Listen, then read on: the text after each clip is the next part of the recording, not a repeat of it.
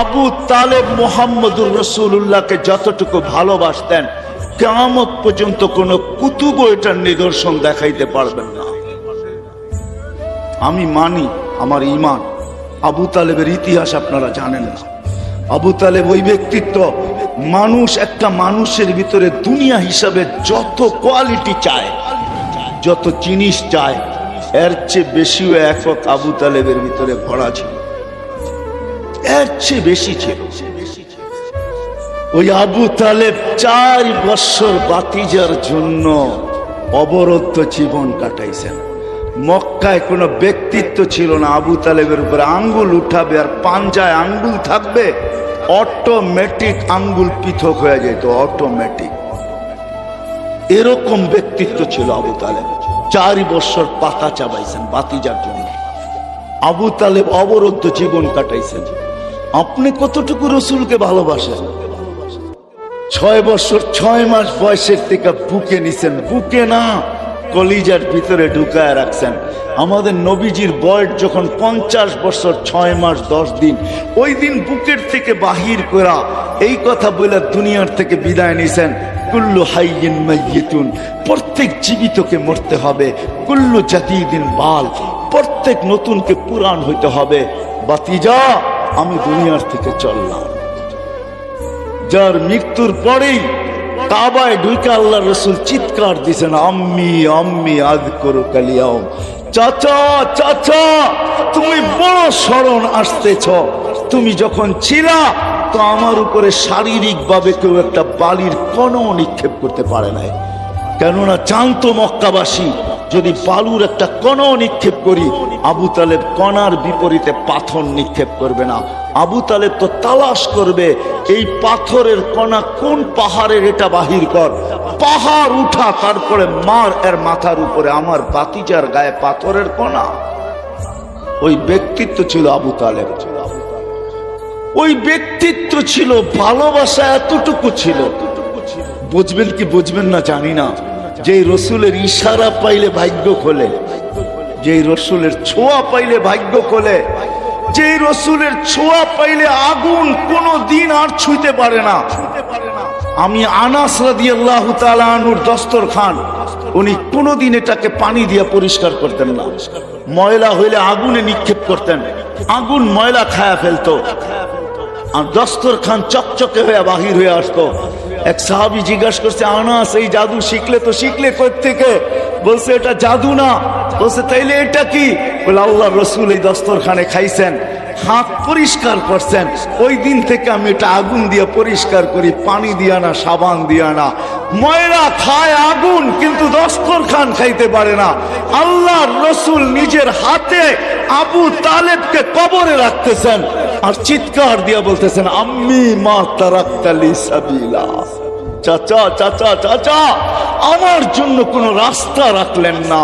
কোন রাস্তা যদি রাখতেন তো আমি এখন আল্লাহর কাছে হাত উঠায়া দিতাম। আমি বলছিলাম আপনি ঠোঁট দুটো হেলায়া দেন, আমি পড়বো, আপনি ঠোঁট হেলাবেন, আমি আল্লাহর কাছে যুক্তি দিব। আমি কলেমা পড়ছি, চাচা ঠোঁট হেলায়া দিছে।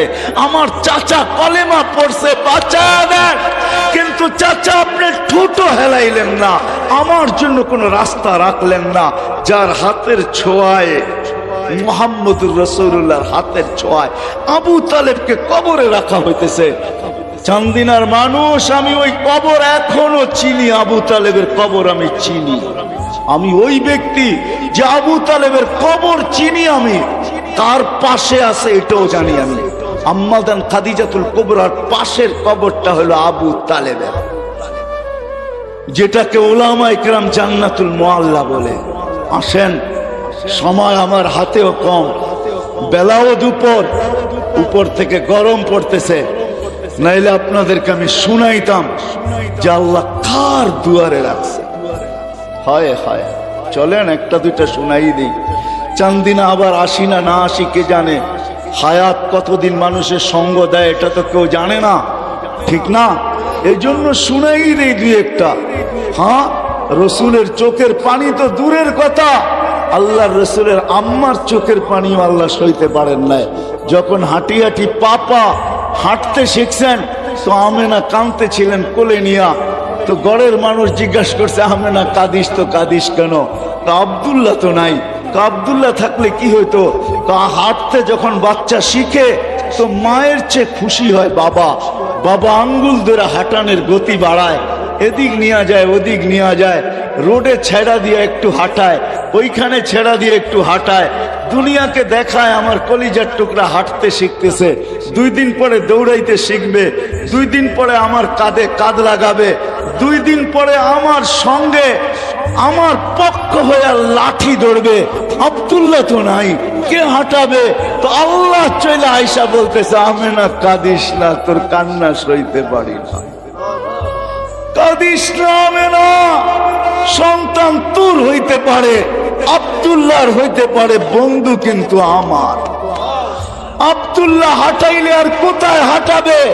মক্কার অলিয়ার গলি, দূরে নিয়ে গেলে নানার বাড়ি, মদিনা মুনাব্বারায়। একটু সবর কর আমেনা, ঘুরার সময় আসতে দেরি, আমি রব আসতে দেরি হবে না। মেরাজ এটাকেই বলে, হুয়াল্লাযী আসরা বিআবদিহি লাইলাম মিনাল মসজিদিল হারাম। আল্লাহ আমেনার চোখের দিলকে শীতল করার জন্য আল্লাহ চলে আসছেন, ওয়াদা পুরা করার জন্য। আমেনা কাঁদিস না, বন্ধুকে ঘুরাইতে আমি নিয়ে যাব। আব্দুল্লাহ ঘুরাইলে দুনিয়াতে ঘুরাবে, আমি যখন ঘুরাইতে নিয়ে যাব মক্কার থেকে বাইতুল মুকাদ্দাস, প্রথম আকাশ, দ্বিতীয়, তৃতীয়, চতুর্থ, পঞ্চম, ষষ্ঠ, সপ্তম সব ঘুরায়া দেখাবো। সিদরাতুল মুনতাহা দেখাবো, বাইতুল মামুর দেখাবো, লৌহ দেখাবো, কলম দেখাবো, জান্নাত দেখাবো, জাহান্নাম দেখাবো, আরশ দেখাবো, কুরসি দেখাবো। শুধু এইটাই না, সব যখন দেখা হয়ে যাবে আমার পাশে বয়া আমাকেও দেখাবো, তারপরে তোরটা তোর কোলে পাঠায় দিব। এটার নামই মেরাজ। এটার নামই কি? মেরাজ। ওই মুহাম্মদুর রাসূলুল্লাহ। শুধু মহব্বত করলে হবে না। চান্দিনার মানুষ মহব্বতের সাথে সাথে যদি চাই যে ঈমান নিয়ে মরব, যদি চাই হেদায়েত নিয়ে মরব, যদি চাই ওই বিনিময়ে পাইতে চাই যে জান্নাত, যেটা শান্তির জায়গা, যেটা শান্তির জায়গা, ওই জান্নাত যদি পাইতে চাই, যেখানে মন চাহি জীবন হবে, মা তাস্তাহি আনফুসুকুম ওয়া তালুদ্দু আ'য়ুনুকুম ফালা তা'লামু নাফসুম মা উখফিয়া লাহুম মিন কুররাতি আ'য়ুনিন জাযাআম বিমা কানু ইয়ামালুন। ওই জান্নাত যদি পাইতে চাই, তাহলে আজকে ওই মুহাম্মদুর রাসূলুল্লাহর গোলাম হইতে হবে, যিনি কোনো ক্ষেত্রে আমাদেরকে বলেন নাই, কোনো সুযোগ হাতছাড়া হইতে দেন নাই, সব আমাদের পক্ষে লাগায়া দিয়েছেন। চান্দিনার মানুষ দুটাই ক্ষেত্র বলতেছি, যিনি দুনিয়ার থেকে যখন বিদায় নিতেছেন, নিজের 9টা ঘরে খাবার মতো কিছু ছিল না। খাবার তো দূরের কথা, বাতি জ্বালানোর মতো তেল ছিল না। আম্মা জান আয়েশা রাদিয়াল্লাহু তাআলা আনহা বলতেছেন, যদি তেল থাকতো তাইলে আমরা খিদার তাড়না নিবারণের জন্য তেল পান করে নিতাম। 9টা ফ্যামিলির এই দুরবস্থা ছিল, নিজে ক্ষুধার্ত যাইতেছেন। হাসান হোসেন ক্ষুধার্ত ছিল, যে হাসান হোসেনের কান্না আল্লাহ রাসূল সইতে পারতেন না। কান্নার আওয়াজ আসতে দেরি, দৌড়ায়া ছুটে যেতে দেরি করতেন না, আর বলতেন, ফাতেমা আমার কলিজার টুকরা কান্নার আওয়াজ যেন আমার কানে না আসে। ওই হাসান হোসেন ক্ষুধার্ত, ফাতেমা ক্ষুধার্ত, আলী ক্ষুধার্ত। নিজে দুনিয়াতে বিদায় নেওয়ার পরে এদের কি হবে এটা নিয়ে ভাবনা ছিল না। চান্দিনার মানুষ চোখে পানি ছিল তো আপনার আমার জন্য ছিল। জিবরিল জিজ্ঞাসা করতে বাধ্য হয়েছেন, তাবকি ওয়া আনতা ইলা রাফিকিল আলা আল্লাহু ইয়ান্তাযিরুক। আপনি এখনো কাঁদেন, আপনি তো আল্লাহর কাছে যাবেন, আল্লাহ আপনার অপেক্ষায় অপেক্ষমান। উর্দু জগতে খুশির বন্যা বইতেছে, আপনি আসবেন বইলা এখনো কাঁদেন। তো বলছে জিবরিল, কাঁদবো না তো কি করব? ফামান লিবাদি লি উম্মতি, আমার পরে আমার উম্মতকে দেখা রাখবে তো রাখবে কে? লানত আমাদের জিন্দেগির উপরে। চান্দিনার যুবক, আমাদের জীবনের লানত। রাগ হলো না আমার উপরে, আমার মন চায় আরো কঠিন শব্দ বলি। লানত আমাদের জিন্দেগির উপরে, যেই রসুল মৃত্যুর সময় আমাদের জন্য চোখের পানি জড়াইতে জড়াইতে যাইতেছেন। লম্বা হাদিস আমি শর্ট করতেছি, উলামায়ে কেরাম তাহকিক করে নিবে। দ্বিতীয় নফকার আগে আল্লাহ 4 জনকে পয়দা করবেন। কয়জনকে? জিবরিল, মিকাইল, ইসরাফিল, মালাকুল মউত। কেননা দ্বিতীয় নফকা তো ইসরাফিলই ফু দিবে, ঠিক না? উনি তো মারা গেছে, এখন কে ফু দিবে? আল্লাহ ওনাকে পয়দা করবেন 4 জনকে। জিবরিল কানবে, 3 জন জিজ্ঞেস করবে কাঁদেন কেন? এখনই তো দ্বিতীয় সিংহায় ফু দেওয়া বলা হবে, যেটাকে নফকাতুল নুশুর বলে, নফকাতুল বেস বলে। আবার পুনর্জীবিত হবে, আমাকে হুকুম করা হবে মুহাম্মদুর রাসূলুল্লাহকে মাকামে মাহমুদে নিয়ে আসার জন্য। কিন্তু আমার মৃত্যুর পর আমি ভুলে গেছি ওনার কবর কোথায়। তো 3 জন বলবে ফাসআলিল আরদা, তুমি জমিনকে জিজ্ঞাসা করো রওজা কোথায় রাখা আছে। তো জমিনকে জিজ্ঞাসা করবেন রওজা কোথায়, আল্লাহর বন্ধুর রওজা কোথায়। তো জমিন বলবে কাদ দাক্কানি আল্লাহু দাক্কা ফানাসিতু, প্রথম সিংহায় ফুতে আমাকে এরকম ছানা হইছে, আমিও ভুলে গেছি রাখছি কোথায়। মাঝে মাঝে আমরা টুপি পকেটে রেখে সারা ঘরে খুঁজতে থাকি, ঠিক না? অথচ টুপি কোথায়? পকেটে। ওই দিন আল্লাহ আল্লাহর রাসূলের কবর থেকে নূর বাহির করবেন, নূর নূর নূর হাত্তা ইয়াসআদ আরশার রহমান। নূর আল্লাহর রাসূল আরশ পর্যন্ত যায় পৌঁছবে। জিবরিল আলাইহিস সালাম নূর দেখে চিনবে এটাই আল্লাহর হাবিবের কবর। আসবে, পর মারবে, হুকুম হবে নিয়ে আসো, পর মারবে আর বলবে কুমিয়া হাবিবার রহমান ইতি মাকামুল মাহমুদ, উঠেন মাকামে মাহমুদে চলেন। কিন্তু আল্লাহর রাসূল উঠবে ওয়া হুয়া ইয়াবকি। চান্দিনার যুবক উঠবে তোর জন্য আমার জন্য কাঁদতে কাঁদতে উঠবে। ওয়া হুয়া ইয়াকুল ইয়াবকি ওয়া ইয়াকুল, এবং বলবে জিবরিল আইনা উম্মতি, তুমি একা কেন আসছো, আমার উম্মত কেন রিসিপশনে আসে নাই? আমার উম্মত কোথায়? আমার উম্মত কোথায়? কেন আসে নাই? আমার উম্মত কোথায়? তো জিবরিল বলবে বিইজ্জাতিল্লাহি ওয়া জালালি, আল্লাহর ইজ্জত আর জালালের কসম, মা শাক্কাল আরদা আহাদুন ইল্লা আনতা, আপনি ব্যতীত রোয়ে জমিনে কেউ উঠেই নাই, প্রথম আপনাকে উঠানো হয়েছে, কেননা আপনি কিয়ামতের বাদশা। উম্মত উঠে নাই। আল্লাহর রাসূল আগেও জিজ্ঞেস করবে আওয়াসালা শাফিরি জাহান্নাম, আমার উম্মত কি পুলসিরাতের পাড়ে চলে গেছে? হায় হায় হায় হায়, যে কিয়ামতের মাঠে চোখে পানি নিয়ে উঠবে। কার জন্য? যুবক, তোমার জন্য কাঁদতে কাঁদতে উঠবে, আমার জন্য কাঁদতে কাঁদতে উঠবে। যে কিয়ামতের মাঠে ছুটতে থাকবে, ওই মাঠ, যেই মাঠ হায় হায় হায় তুবাদদিলুল আরদা গায়রাল আরদ, যেটাকে জমিন উল্টায় দেওয়া হবে, তার নিচে আগুন জ্বালায় দেওয়া হবে। যে আগুনের তাপ আল্লাহর রাসূল বলছেন লাউ উলকিয়া জিবালাদ দুনিয়া লাযাবা, দুনিয়ার কঠিন পাথরের পাহাড়গুলা নিক্ষেপ করতে দেরি, মোমের মতো গলতে দেরি হবে না। জমিনের নিচে এরকম উত্তপ্ত আগুন হবে, সূর্যকে 1.5 কিলোমিটার মাথার উপরে নিয়ে আসা হবে। ওই ময়দানে আল্লাহর রাসূল মাকামে মাহমুদে বসা থাকবে না, আল্লাহ বসাইতে চাবে, যুবক তোর জন্য আমার জন্য বসবে না আল্লাহর রাসূল। আল্লাহ বলবে বসেন না কেন? বলে বসলে আমার উম্মতের জন্য ছুটবে কে? উম্মতের জন্য 3 জায়গায় ছুটবে। হাউজে কাউসারের কাছে যাবে, পিপাসিত উম্মতকে ডাকবে, ও যুবক তোমাকেও ডাকবে, বলবে শাবাব ইশরাব লা তাজমান বাদাহা আবাদা, ঠোঁটে লাগায়া পান করায় দিবে, আর বলবে যুবক পান কর, পিপাসা আর কোনোদিন তোর কাছে আসবে না। কেমন দৃশ্য হবে! মুহাম্মদুর রাসূলুল্লাহ নিজে পান করায় দিবে, আবার পুলসিরাতে দৌড়াবে, আমল নামা না ঝুঁকবে তো ওইখানে হাত উঠায়া দিবে আর বলবে আমা কুলতালি সাউফা ইউতিকা রাব্বুকা ফাতারদা, আপনি কি বলেন না আমাকে রাজি করে ছাড়বেন? আমার উম্মতের পাল্লা সামনে ঝুঁকে না, আমি রাজি হব তো হব কি কইরা? আল্লাহ পাল্লা সামনে ঝুঁকায়া দিবেন, আবার পুলসিরাতে ছুটবে। যদি পার না হইতে পারে তো দুরুদের কাঠি মাথায় দিয়া পার করায় দিবে।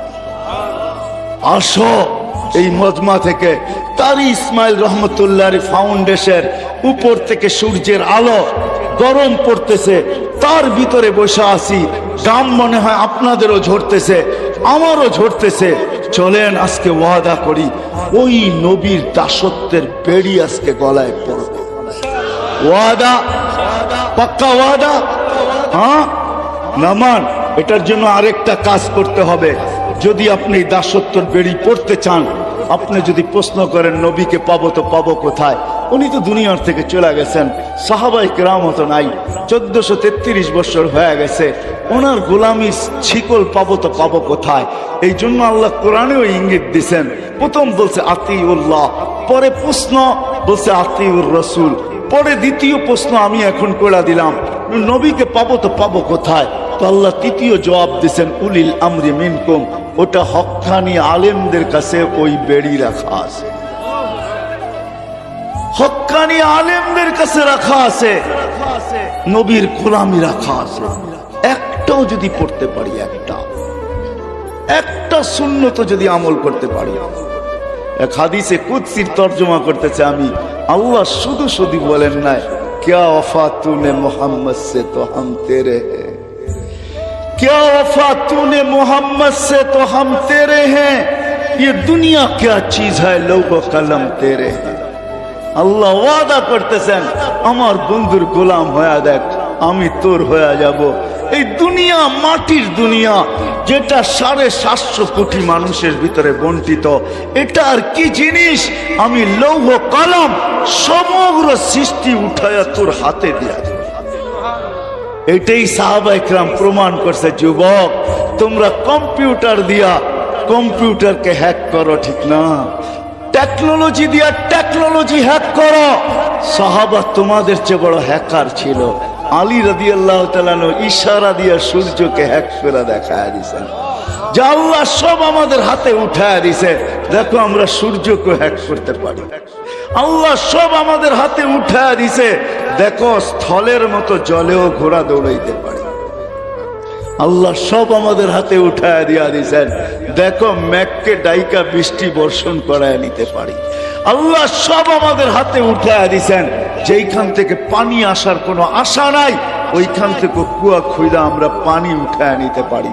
পুরুষ তো পুরুষ, চান্দিনার মানুষ, ওই জায়গা আমার চোখে দেখা, যেইখানে উম্মে হারাম সিংহের কান ধরে থাপ্পড় দিয়া বলছিলেন আমার উপরে থাবা, আমি তো আল্লাহর রসুলের গোলাম, জানটা তোর যাবে। সিংহ পায়ে মাথা রেখা বলছিল ভুল হয়ে গেছে, আমি চিনতে পারি নাই, আপনাকে মাফ করে দেওয়া যায় না? বলছে এত তাড়াতাড়ি?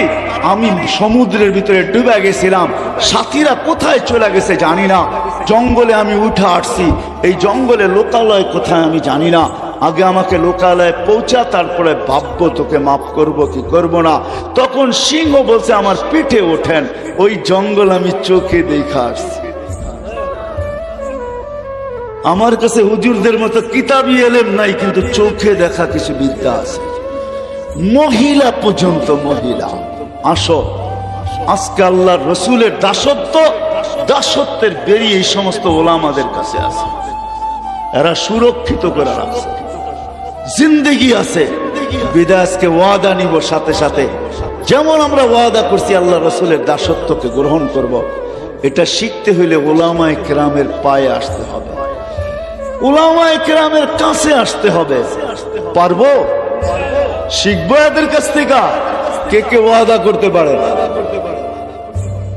সর্বশেষ একটা জিনিস, আপনি যদি শিখতে নাও পারেন এদের কাছ থেকে, তাহলে চান্দিনার মানুষ পায়ে হাত রাখা বলবো কোনদিন উলামায়ে কেরামের বিরোধিতা করব না। কি করব না? কি করব না? এই অঙ্গীকার কে কে করতে পারি? নামান। আপনি যদি বিরোধিতা করতে পারেন, কেন আপনাকে আল্লাহ স্বাধীনতা দিয়েছেন, ওইদিকে আমি যাব না, লম্বা হয়ে যাবে, কিন্তু কিয়ামতের দিন আপনার সাথে আমার সাথে দেখা হবে। ওই দিন আপনাকে জিজ্ঞাসা করব বিরোধিতার মাসুল আপনাকে কতটুকু দিতে হইল। আজকে হয়তো দিতে হবে না, কেন আজকে বাজান না, আজকে তো আমার জীবন আমি কাটাবো, যেমন খুশি তেমন কাটাবো, এটা সত্য আমি মানব।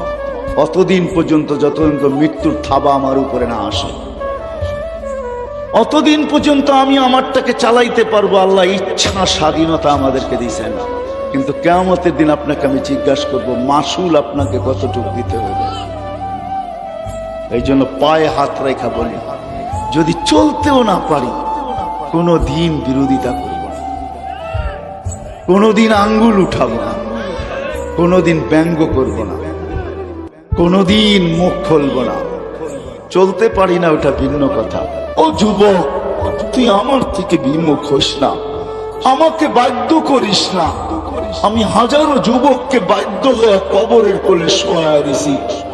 যৌবন তার জায়গায় ছিল, চোখ ভরা আশা ছিল, বুক ভরা স্বপ্ন ছিল, চোখ ভরা স্বপ্ন ছিল, বুক ভরা আশা ছিল, শরীর ভরা যৌবন ছিল, সব সহ আমি তাকে কবরের কোলে শোয়াইতে বাধ্য করছি।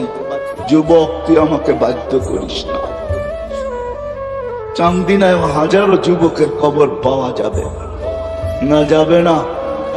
ঢাকা চিটাগাং হাইওয়ে বৎসরে 200 যুবকের জান নিয়ে নেয়, এমন কোন মাস যায় না 2-4টা কাহিনী না আসে। তাও শুধু এইভাবে না, ঘোড়ায় বসা অবস্থায় নিয়ে নেয়। ঘোড়া বোঝো যুবকরা, ঘোড়া বোঝো? আগের ঘোড়া ঘাস খাইতো, এখনকার ঘোড়া পেট্রোল খায়। তোমাদের বাইক গুলা ঘোড়ার বিকল্প। কেননা দুনিয়া এখন আর ঘোড়ার চাষাবাদ খুব কমই হয়। মানুষ ঘোড়ার গতিতে আর চলতে চায় না, রকেটের গতিতে চলতে চায়। এই জন্য বিকল্প ঘোড়া আল্লাহ নিয়ে আসছেন। হাজারো যুবক এই পর্যন্ত ঘোড়ার পিঠে বসে কবরে চলে গেছে।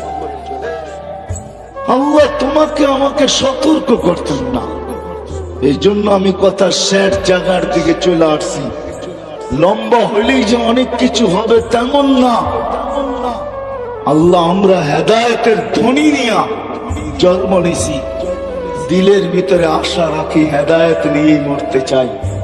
সর্বক্ষণ হাতের ভিতরে এই আকাঙ্ক্ষাই, এই প্রার্থনাই করতে থাকি যে মালিক সবকিছু হারায় যাক, কিন্তু তুই আমার থেকে হেদায়েতকে ছিনে আনিস না। কেননা এর বিনিময়ে আমি চির শান্তির জায়গা জান্নাত পাবো।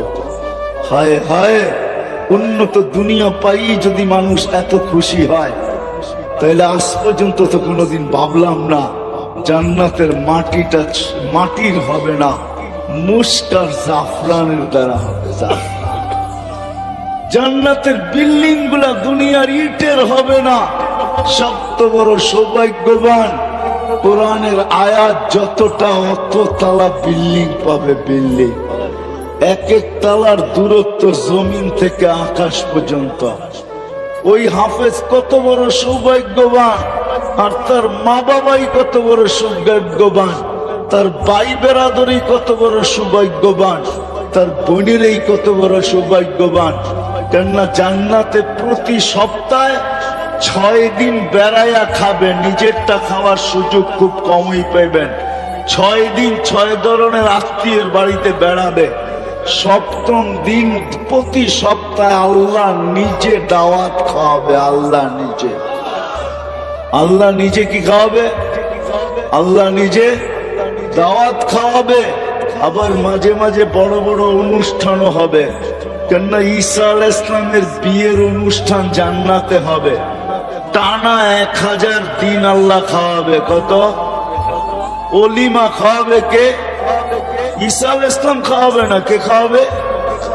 আল্লাহ 1000 দিন টানা ওলিমা খাওয়াবে। কে? বড় লোকের খাওয়ানো ওরকমই হয়, ঠিক না? তাহলে আল্লাহ খাওয়াবে তো কেমন খাওয়াবে? আইটেম কয়টা হবে? হ্যাঁ, একটু ধারণা করেন না, তাইলে চিৎকার দিতে পারবেন। আইটেম কিরকম হবে? কে পাকাবে আইটেম? আল্লাহ কুদরত দিয়া পাকাবে। ওইখানে একটা পর্ব আসবে, কোরআনে বলে দিছে, সাকাহুম রাব্বুহুম সারাবান তাহুরা। আল্লাহ বলবে নিজের জান্নাতে তো তুই নিজে পান করস বা খাদেমরা পান করায় দেয়, আজকে তো আমার দাওয়াত, আয় আমি আল্লাহ নিজে পান করায় দিব। আল্লাহর কুদরতি হাত দিয়ে আপনাকে আমাকে পান করায় দিবে। আল্লাহ কুদরতি হাতে গ্লাস নিবে, ঠোঁট আমার হবে। আর কোরআন এটা বুঝাইছেন, সাকাহুম রাব্বুহুম শারাবান তাহুরা। আল্লাহ বলে কুদরতি হাত আমার হবে, ঠোঁট তোর হবে, লাগা দিব আমি। তুই খালি টাইনা ভিতরে নিবি, কেমন হবে ওই দৃশ্য কি ভাবতে পারেন? আয় হায় আয় হায়, অনুষ্ঠান হবে জান্নাত। ওই হেদায়েত আছে তো কার কাছে আছে? আল্লাহ বলছে মুহাম্মদুর রাসূলুল্লাহর গোলামিতে ওই হেদায়েত আছে। ওয়াইন তুতিউহু তাহতাদু। আমার বন্ধুর কাছে আমি হেদায়েত রেখা দিছি। ওয়াইন তুতিউহু তাহতাদু। মান আতা আর রাসূল ফাকাদ আতা আল্লাহ। যে আমার রাসূলের গোলাম হইল, এই জন্যই গুইসাপ বলতেছে, গুইসাপ জিন্দা হয়ে বলতেছে মান আমানা বিকা ফাস, মান আমানা বিকা ফাস। লম্বা হাদিস আমি শর্ট করছি, হাদিসে দাব। গুইসাপ বলতেছে মান আমানা বিকা ফাস, যে আপনার গোলাম হবে ওর ভাগ্য আমার মতো খুলে যাবে। মান আমানা বিকা ফাস, যে আপনার গোলাম হবে ওর ভাগ্য খুলে যাবে। কেননা গুইসাবেরও ভাগ্য খুলে গেছেন, ওই পর্যন্ত খোলে নাই যেই পর্যন্ত আল্লাহ রসুল ইশারা না করছেন। ইশারা করতে দেরি, তার ভাগ্য খুলতে দেরি হয় নাই। জীবিত মৃত্যু গুইসাব জীবিত হইয়া মাথা উঁচা করে চিৎকার দিতেছে লাব্বাইক ওয়া সাদাইক ইয়া যাইনা ওয়াফা ইয়াউমিল কিয়ামা। ও দুজাহানের বাদশা, আপনি ইশারা করতে দেরি, আমার ভাগ্য খুলতে দেরি হয় নাই। পিওর আরবি ভাষাতে আল্লাহর রাসূল বলছে এত সুন্দর আরবি বলিস, তো তোকে আরো কিছু জিজ্ঞাসা করি। তো জিজ্ঞাসা করছে লিমান তা'বুদ, ইবাদত কার করিস? তো গুইসাব চিৎকার দিয়া বলতেছে ফিস সামাই আরশুহু, আকাশে যার আরশ, ফিল আরদি সুলতানুহু, জমিনে যার রাজত্ব, ফিল বাহরি সাবিলুহু, সমুদ্রের ভিতরে যার রাস্তা, ওয়া ফিল জান্নাতি রাহমাতুহু, জান্নাতের ভিতরে যার রহমত, ওয়া ফিল নারি ইকাবুহু, জাহান্নামের ভিতরে যার শাস্তি। যুবক, তোমার পায়ে হাত রেখা বলি, তোমাকে মুসলমান গড়ে আল্লাহ জন্ম দিয়েছেন, এই জন্য না যে তুমি দুজকের ইন্ধন হও। কসম খোদা, তুমি মুসলমানের গড় নিজে নির্বাচন করো না, তোমার মালিক তোমাকে নির্বাচিত করা মুসলমানের ঘরে পাঠাইছেন, এই জন্য না যে তুমি জাহান্নামের ইন্ধন হও। এই জন্য পাঠাইছেন যে তোমার যৌবন আল্লাহ কিনা নিতে পারে, কিয়ামতের দিন তোমাকে সুপার ডিলাক্স গ্যালারিতে বসাইতে পারে। সাবআতুন ইয়াযিল্লুহুমুল্লাহু তাহতা যিল্লি ইয়াওমা লা যিল্লা ইল্লা যিল্লু, শাবুন নাশা ফি ইবাদাতিল্লাহ। সারা বাংলাদেশে আমার মিশনই হলো আমি তোমাদের পায়ে ধরতে চাই, তোমাদের যৌবনকে সুরক্ষিত করতে চাই, তোমাদেরকে আল্লাহ আল্লাহ রসুলের গোলাম বানাইতে চাই। তোমার মেধা, তোমাদের সমস্ত যোগ্যতাকে, তোমার মেধাকে, তোমার যোগ্যতাকে, তোমার প্রতিভাকে, তোমার অ্যান্ড্রয়েড সেটকে, তোমার ইমোকে, তোমার বাইবারকে, তোমার ফেসবুককে, তোমার হোয়াটসঅ্যাপকে, তোমার সমস্ত কিছুকে আমি আল্লাহ আল্লাহ রসুলের গোলামির ভিতরে লাগাইতে চাই। আমি চাই না তোমরা হারায় যাও। তোমরা হারায় গেলে আমার লাভ হবে না, কিন্তু তোমরা যদি রাসূলুল্লাহ সাল্লাল্লাহু আলাইহি ওয়াসাল্লামের গোলাম হয়ে যাও, তোমাদের সমস্ত যোগ্যতা তার জন্য ব্যয় করো, তাহলে আল্লাহর রাসূল খুশি হবে, আমার লাভ হবে। আমি কথায় বারবার তোমাদের দিকে চলে আসতেছি, আমি দুনিয়া ঘুরা তোমাদেরকে বলতেছি, হাদিসের নেয়ামত বলতেছি। কেউ অহংকারী বললে বলতে পারেন, আমার ভিতরে একটা অনুভূতি কাজ করে, বিদায় আমি একটু এইভাবেই বলি, আপনি আমাকে অহংকারী ভাইবেন না। কোরআনে যত জায়গা আছে, আল্লাহ কম জায়গা আছে, হয়তো একটাও পাওয়া যাবে না যেটা আল্লাহ আমাকে চোখে না দেখাইছে। ১৬ লক্ষ সাহাবার ভিতর থেকে হয়তো ২-৪ হাজার হবে যাদের জায়গা আমি দেখি না, গণলে বাকি সমস্ত সাহাবায়ে কেরামের মাকামাত আমার এই ২ চোখে দেখছে। দুনিয়ার যত নবীর জায়গা নির্ধারিত আছে, সমস্ত জায়গাগুলো আমি ২ চোখে দেখছি। দুনিয়ার কোনো উন্নত বিশ্ব নাই, যে বিশ্বের ভিতরে আমার জুতার দাগ না আছে, আমার পায়ের চিহ্ন না আছে। দুনিয়ার কোন মহাদেশ নাই যে মহাদেশে আমি না গেছি। বৎসরে দুই একবার এরকম ঘটে যে সকালে এক মহাদেশে খাই, দুপুরে আরেক মহাদেশে, রাত্রে আরেক মহাদেশে। কমসে কম 3 মহাদেশে তো 3 বেলা খাওয়া হয়। বৎসরের ভিতরে দুই একবার এরকমই ঘটে যে সকালের খাওয়া এশিয়ায়, দুপুরের খাওয়া ইউরোপে, রাত